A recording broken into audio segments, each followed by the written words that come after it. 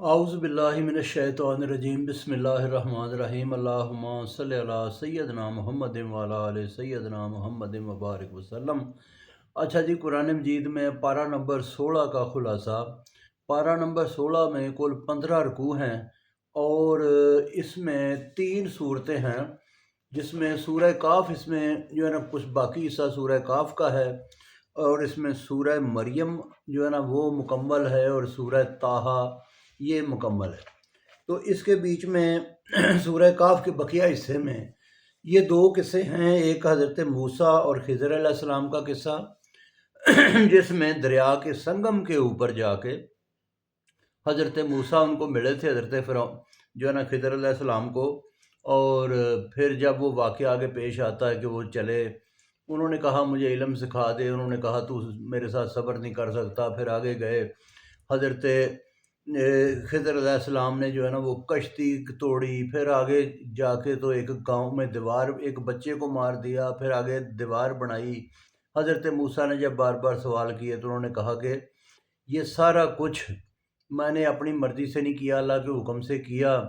تو وہ یہ قصہ آپ لوگ ڈیٹیل میں سمجھتے ہیں، ٹھیک ہے جی۔ اچھا، پھر اس کے بعد یہ ہے کہ آگے ہے حضرت سورہ مریم، اور اس سورہ مریم میں جو چیدہ چیدہ واقعات ہیں وہ اس میں جو ہے نا حضرت یحییٰ علیہ السلام کی پیدائش، حضرت جو ہے نا زکریا علیہ السلام نے مانگا تھا بیٹا اللہ سے،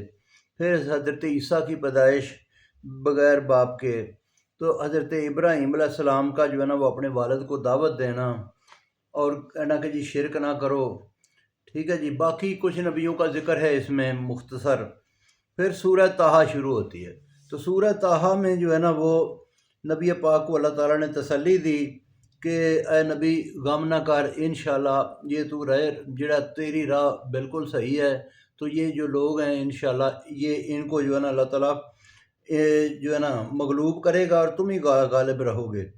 پھر حضرت موسیٰ علیہ السلام کا قصہ ہے کہ حضرت موسیٰ علیہ السلام کا یہاں پہ تفصیل میں ذکر ہے کہ کیسے انہوں نے اللہ تعالیٰ سے کلام کیا، کیسے پیدا ہوئے، کیسے ماں نے ان کو اس میں جو ہے نا وہ ڈال دیا آگے، تب جو ہے نا ایک بکسے میں، اور اس کو پانی میں بہا دیا، کس طرح فرعون کے پاس رہے، پھر کیسے جوان ہوئے، کیسے لڑائی جھگڑے ہوئے، مدائن میں آئے، وہاں پہ جو ہے نا کتنا عرصہ رہے، پھر اس کے بعد جو ہے نا فرعون کے پاس آئے، دعوت دی،